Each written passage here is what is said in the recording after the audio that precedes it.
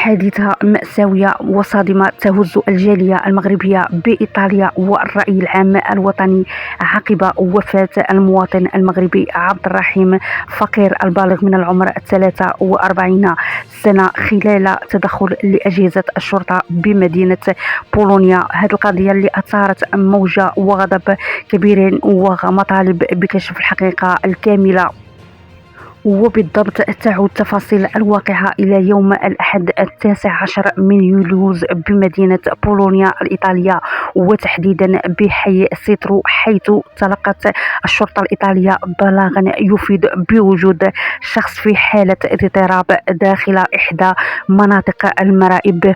وحسب الروايات الأولية فقد استخدمت عناصر الشرطة رذاذ الفلفل المهيج قبل أن تعمد إلى شل حركة الضحية وتثبيته على الأرض وتقييد يديه، إلا أن مقطع فيديو وثقه أحد الساكنة من النافذة شقته عاد تشكيل تفاصيل الحادثة وكشف معطيات مؤلمة.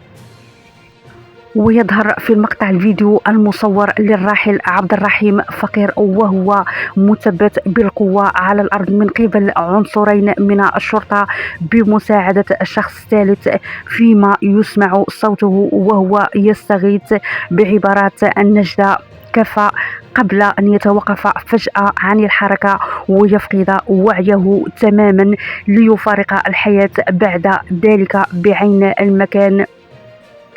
وقد خلفت هذه المشاهد حالة من الاستنكار الشديد في صفوف الساكنة الحي وأفراد الجالية المغربية المقيمة بإيطاليا، الذين طالبوا بفتح تحقيق محايد ومحاسبة كل من ثبت تورطه في هذه الفاجعة. هذا وقد فتحت السلطة القضائية الإيطالية تحقيقا عاجلا للوقوف على ظروف وملابسات الوفاة، كما أعلنت شرطة بولونيا على أنه تم التحفظ على تسجيلات الكاميرات الصدرية الخاصة بعناصر الشرطة المشاركين في التدخل لوضعها رهن إشارة النيابة العامة المختصة.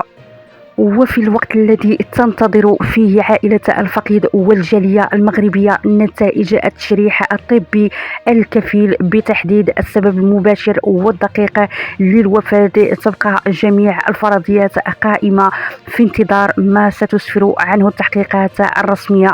رحم الله الفقيد عبد الرحيم فقير، إن لله وإنا إليه راجعون.